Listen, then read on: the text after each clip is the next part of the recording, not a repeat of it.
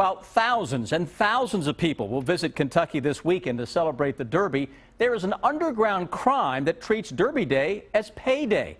It's the dirty side of the Derby. Investigative reporter Miranda Combs explains why sex trafficking and big events go hand in hand. They're off in the Kentucky Derby. This place breeds excitement. Even months before the Derby, there is work underway preparing for a moment. But there are also other preparations being made, ones that are unimaginable. We must open our eyes and realize that it is an issue. There is an underground sex trade, a selling of children and women. It happens every day, but it's worse during the Derby. You would expect to see more incidents of trafficking, human trafficking, during those types of events.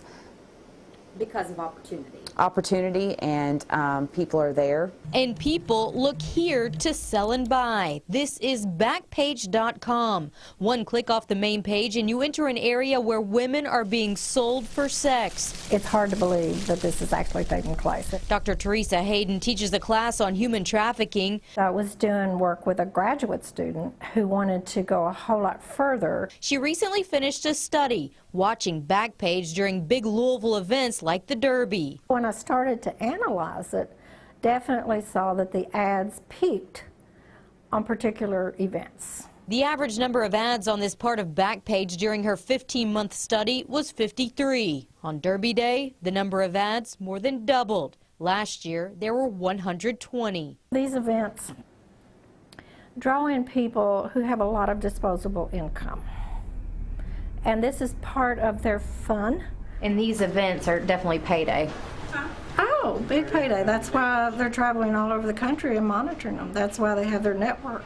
And that network, Dr. Hayden fears, runs deep and migrates to different major events all over the country. It's a supply and demand business. Margot Gray knows the system all too well. She lived it for more than a decade. I was first exposed to trafficking or sold into slavery when I was 5 years old.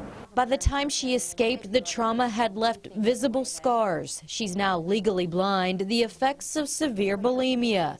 She says she was sold for sex by someone she trusted over and over again. By 9 years old, I knew how to do things that no child should ever know how to do.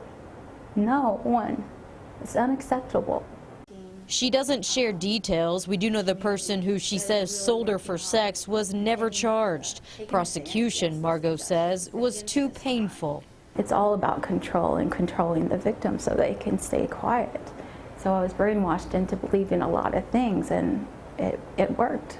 She copes with the past by trying to help others in similar situations, and she has inside knowledge for those trying to combat it. This is a business, and that they want to keep their business going. A business looking for buyers and betting on big payouts. It's a hugely profitable business for the trafficker. Not so for the women who are caught in it. And Dr. Hayden says the Backpage website is really a marketing tool for traffickers. We've been watching Backpage for the past few days leading up to the Derby. Tuesday, there were 63 ads, which is already above Dr. Hayden's average. Wednesday, it had jumped to 88. Today, by news time, there were 61 ads. Difficult to hear from that woman who said she started when she was 5. Absolutely. So tragic. Were there spikes that surprised the professor beyond this? There were Labor Day and also the end of February, which is big basketball season. So, but they want to stress that this is happening year round, but it is interesting and unfortunate to see these spikes during these big events. All right, Miranda, thank you. Thank you.